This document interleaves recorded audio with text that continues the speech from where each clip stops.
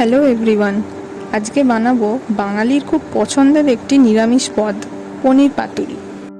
200 গ্রাম পনিরকে medium সাইজের cube করে নিয়েছি।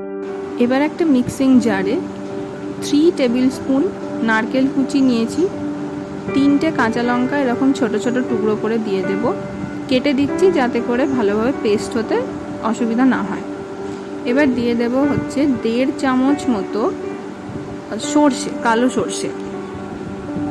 এবার 2 চামচ পোস্ত, আমি কিন্তু একটাই চামচে মেজারমেন্টটা নিচ্ছি। এবার ওই চামচেই টক দই দিয়ে দিচ্ছি 2 চামচ মতো। এবার চিনি দিয়ে দিলাম আর নুন দিয়ে দিলাম। আপনারা যদি চিনিটা না চান নাও দিতে পারেন, তবে দিলে আমার মনে হয় টেস্টের ব্যালেন্সটা ভালো হয়। এই রকম কনসিস্টেন্সির পেস্টটা হবে। যদি আপনাদের মনে হয় টাইট হয়ে গেছে তাহলে একটুখানি দই মিশিয়ে নেবেন, জল দেবেন না, কারণ জল দিলে খুব একটা ভালো টেস্টটা আসবে না। এবার এখানে 1 চামচ মতো তেল দিলাম, সরষের তেল দিয়ে ভালোভাবে এটাকে মিক্স করে নিচ্ছি। এইবার কিউবগুলো দিয়ে দিলাম এর মধ্যে ম্যারিনেশনের জন্য। ভালোভাবে মিশিয়ে নিতে হবে কিউবগুলো দিয়ে। এক এক করে কিউবগুলো সবকটা দিয়ে দেব। দিয়ে এটাকে খুব ভালোভাবে এপিটোপিট যাতে খুব ভালোভাবে মাখানো হয় সেরকম মাখাবো। দিয়ে এটাকে 30 মিনিটের মতো ম্যারিনেশনের জন্য রেখে দেবো। 30 মিনিটের বেশি ম্যারিনেট করার দরকার হয় না, 30 মিনিটেই হয়ে যায়। যদি আপনাদের হাতে সময় কম থাকে আপনারা আরেকটু কমও রাখতে পারেন। এবার কলা পাতা কেটে নিয়েছি, নিয়ে গ্যাসের ওপর ভালোভাবে একটু সেঁকে নিচ্ছি। খুব বেশি সেঁকার প্রয়োজন নেই, মানে যাতে পুড়ে না যায় অথচ সেঁকা হয়ে যায়, একবার এপিটোপিট করে নিলেই হবে। এইবার সেঁকা হয়ে যাওয়ার কলা পাতাগুলো একটা পাতা নিয়ে নিয়েছি, নিয়ে তার উপরে মশলার একটা লেয়ার দিয়ে দিচ্ছি। এইবার এর ওপরে একটা পনিরের কিউব দেব।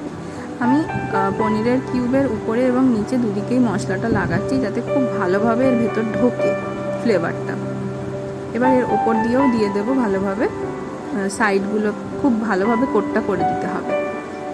এবার এই দেখুন, যেহেতু ভাপানো হয়েছিল একবার, সেই কারণে কলা পাতাটা মুড়তে খুব সুবিধা হয়। এইরকমভাবে চারদিক দিয়ে মুড়ে যে কোনো সুতো বা দড়ি দিয়ে এটাকে ভালোভাবে আটকে দিতে হবে, বেঁধে দিতে হবে। এই যে বেঁধে দিয়েছি, আমি নর্মাল সুতো দিয়েই বেঁধেছি, কোনো অসুবিধা নেই তাতে।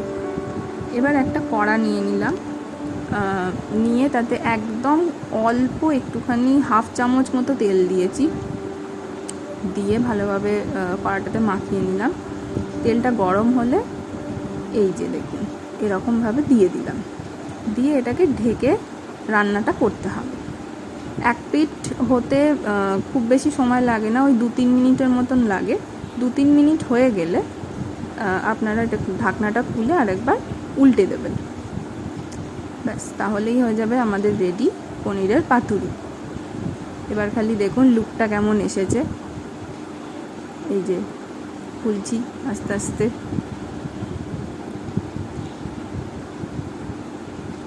আসলে খুব গরম তো আস্তে আস্তে খুলতে হচ্ছে। এই যে এই দেখুন, পনিরটা প্রচণ্ডই সফট আর মশলাগুলো খুব ভালোভাবে কুক হয়ে গেছে। আমি একটু ভাতের সাথে ট্রাই করব। আপনারা একদম গরম শুকনো ভাতে এটা ট্রাই করবেন, সত্যি ব্যাপক লাগে। কেমন লাগলো অবশ্যই জানাবেন কমেন্ট বক্সে, এবং বাড়িতে এটা অবশ্যই ট্রাই করবেন।